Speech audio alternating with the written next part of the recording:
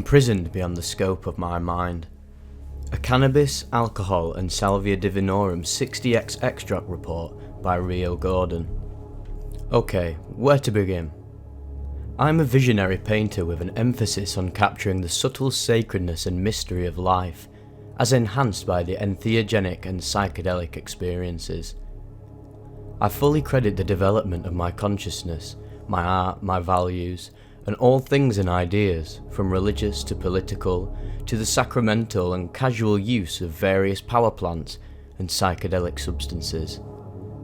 I have dosed LSD in various forms and amounts at least 200 to 300 times in my life overall, and quite possibly more. Many times having large administrations of 700 to 2,000 micrograms at a sitting. I have eaten peyote, San Pedro, drank ayahuasca from Peru, grown and smoked vast quantities of ganja, cannabis, cultivated and gathered at least 5 species of psychedelic mushrooms, including cyanesins and azuracins, eaten Hawaiian wood rose seeds, Jimson seeds, morning glory seeds, and grown and extracted my own dimethyltryptamine from Mimosa desmodium root bark.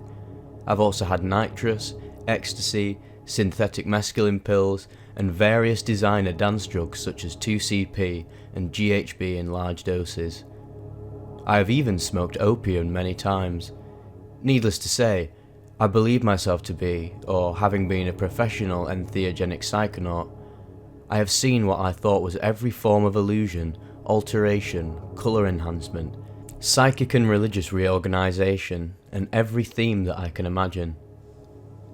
I have become paper or ash or grass or dirt many times, watched my body dissolve and turn into something else, and even seen and conversed with angels, energy beings, aliens of various races and fairies.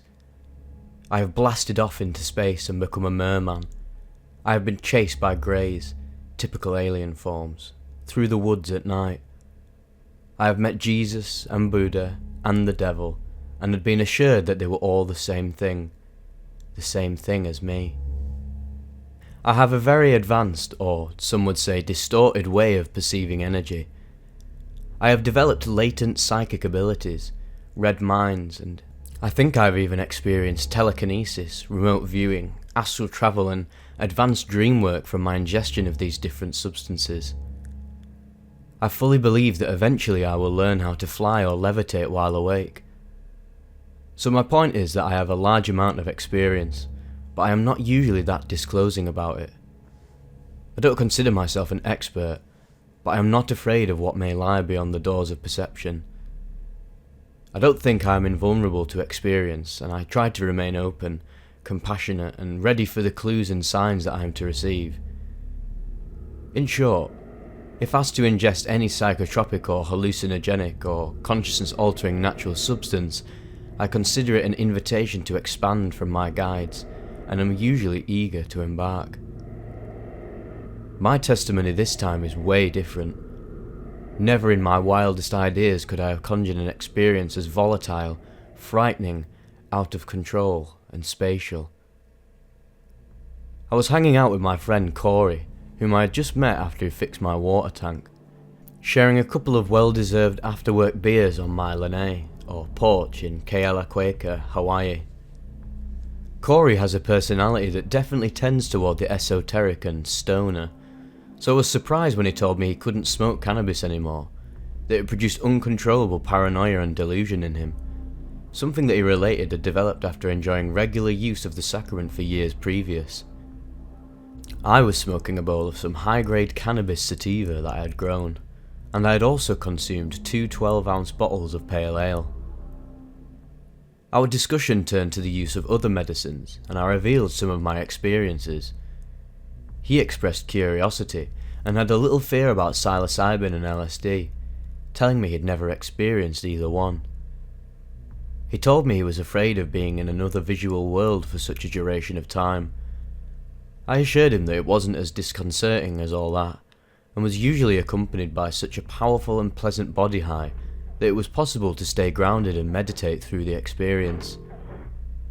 He seemed interested and maybe a little impressed that I was able to offer insight into such a topic. Being a pleasant evening, We continued our discussion and talked about coca and yage and ayahuasca and peyote, extolling the virtues and dangers of each. I shared the scant experience I had with some of these medicines. Being the thorough guys we were, we kept talking for maybe an hour, and really built a trust and connection in a short time span. I was very stoned and a little buzzed, and our talk seemed imbued with importance and like one of those things that is meant to happen. The next thing I know, Corey asked me quietly, "Hey bruh, ever tried Salvia Divinorum, Divinus Sage?"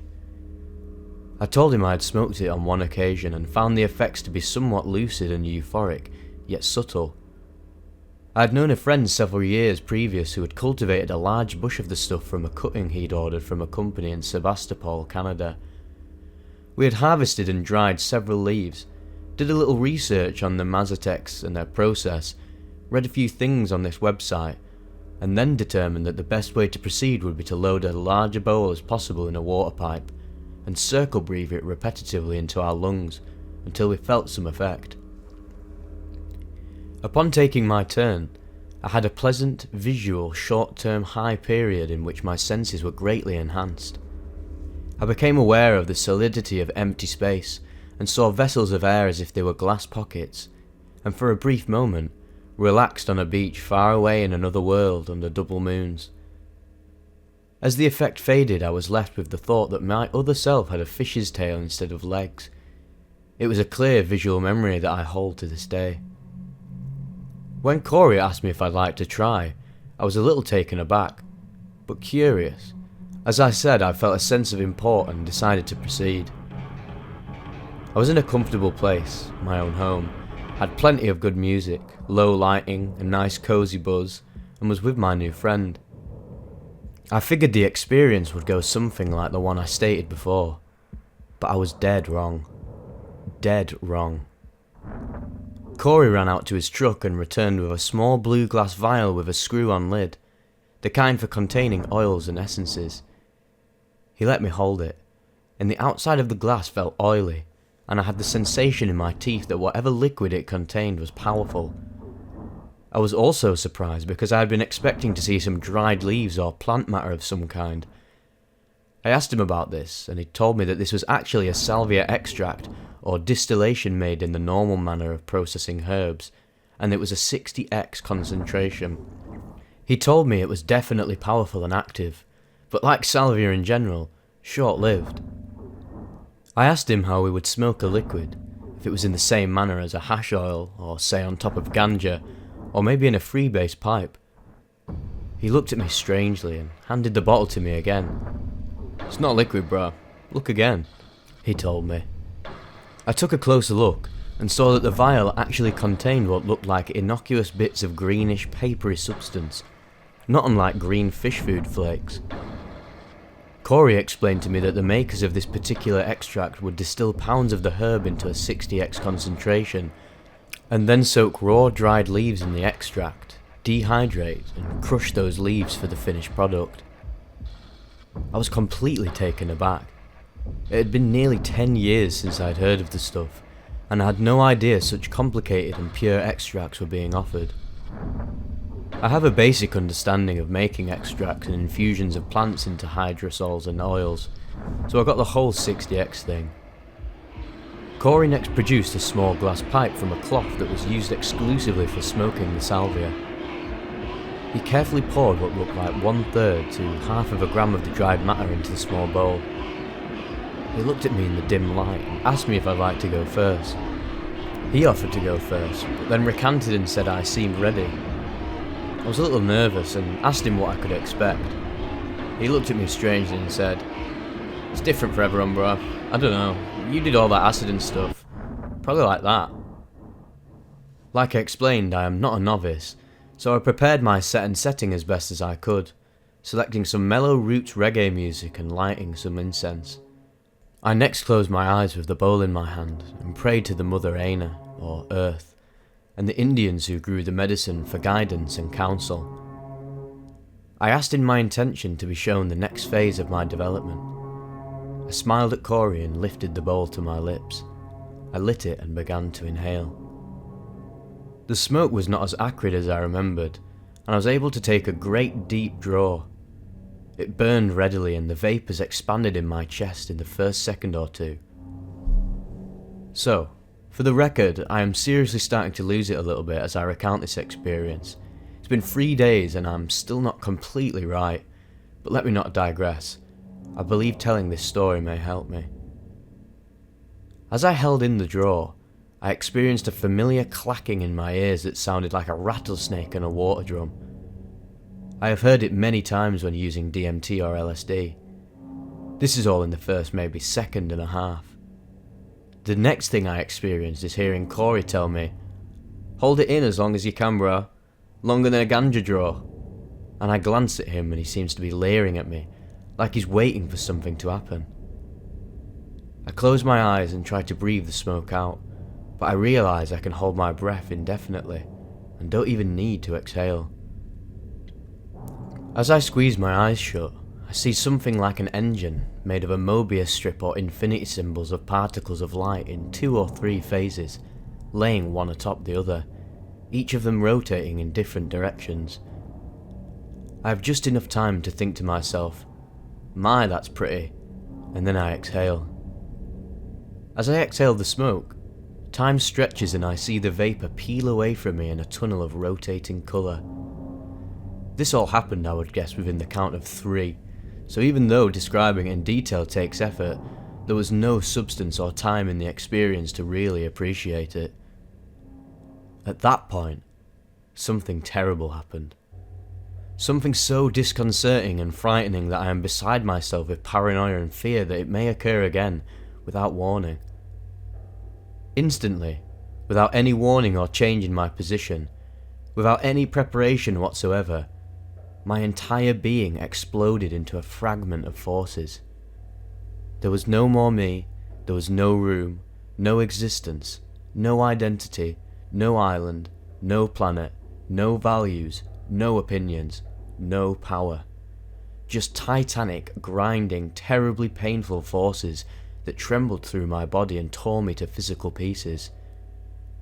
I watched in horror as all of my bodily fluids splashed onto some surface, and my organs went catapulting away from me.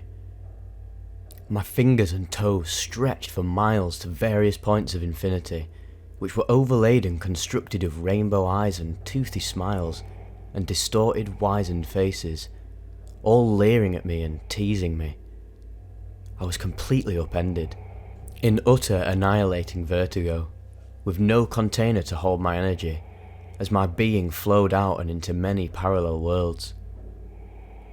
I will tell you plainly, this was not a pleasant experience. I was utterly in pain and terrified. I felt abandoned, distant, trapped, kidnapped, raped, let down, and utterly imprisoned forever by this group of leering faces that surrounded my perception. As it continued, there was a terrible rushing of water and a huge pressure in my middle. All of this is very strange, because while I experienced all of this pushing and pulling and distortion, it was mostly in the light realm, for my physical being had ceased to exist. I was so terrified, I didn't know what to do. The colours and sensations that surrounded me were gnashing and violent and ripping. My mind was in a terrible clutch, and I was sure I had been kidnapped by some alien race for their experiments, and that they had trapped my mind in a jar or an energy prison, and then desiccated and cut up my mortal remains in front of me. I just knew Corey had been sent by them or the government or some kind of drug assassin or agent to bend me into a place of total submission.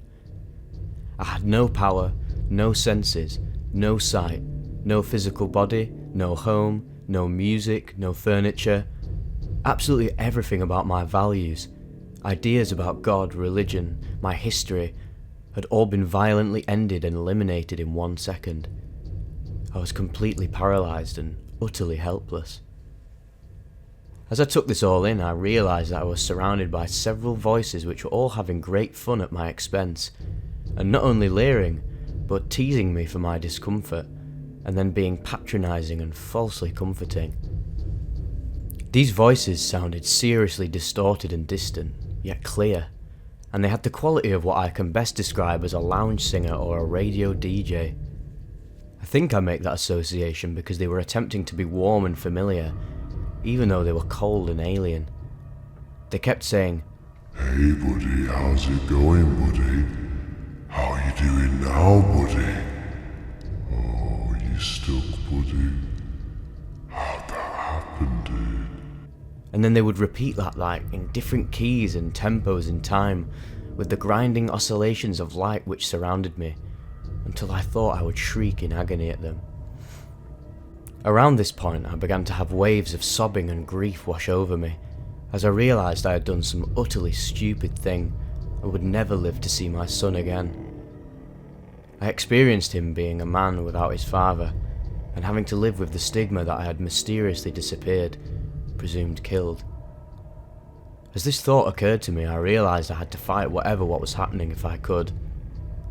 This new idea gave me energy, and as I thought it, I screamed out to myself, apparently at the top of my lungs, "I will not accept this," and pushed my hand down hard onto my glass coffee table, snapping the top in two. At that point I screamed out, "Table!" and it popped into view, except spinning and upside down. I struggled to wrestle the coffee table off the ceiling and then screamed out, "Floor!" As I did that, the floor spun into view, and the pattern in the carpet resolved out of all the energy surrounding me. I was slowly coming into some form then, and realised I could make a new body from all the cosmic goo which surrounded me. I screamed, "Arm!" then "Feet!" and watched as nimble, strangely thin limbs popped into view. At that point the voices really started mocking me. This is what they said in their harmony of Casey Kasem voices. "Oh, poor baby. Baby needs a body." What? "I thought you knew, baby. There is no body. There is no you. I am we. Remember, you read all about it, baby. Poor baby. He needs a hand. Baby needs a foot too." And again, over and over again, ad nauseum, in different pitches and escalating chunks of broken tones like crickets, cascading waves of sound and inquiry and patronising pity.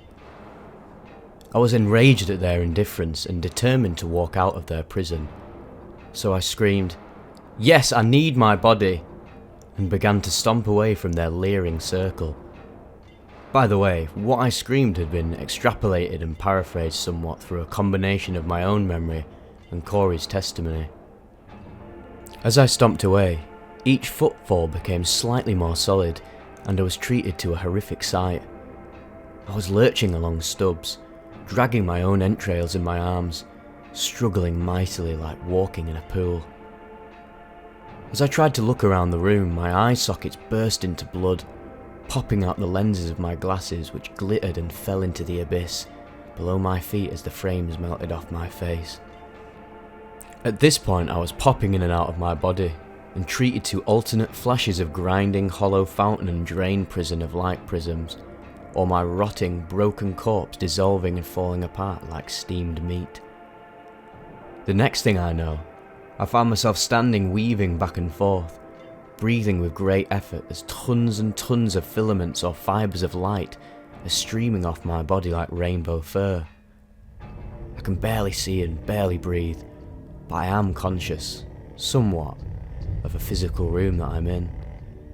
Next I see Corey sitting in his chair, looking at me slack-jawed. I know that he is the agent who tried to destroy me, and he is in for it.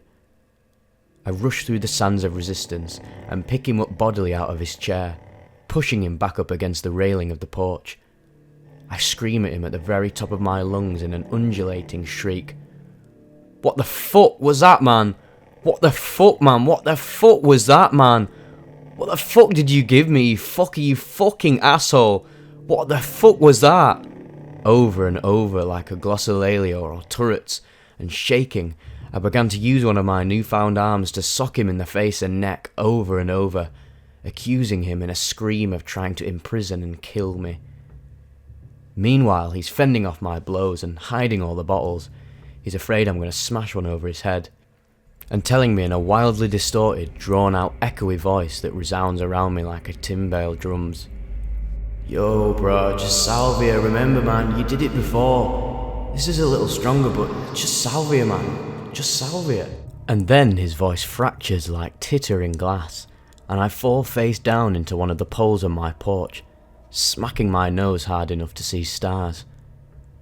I began to scream that if and when the ride ends, I'm gonna kill his dumb ass. And I grab onto the pole with my arms and legs and scurry up it until I'm hugging it with all my might. As this is going on, the entire universe is flowing by like sand, and I'm being tossed on a turbulent sea of yawning, titanic opposing forces, being buffeted and slammed by something large, like the house is trying to shake me off. At that point I pop back out and see my pitiful body clinging to the railing.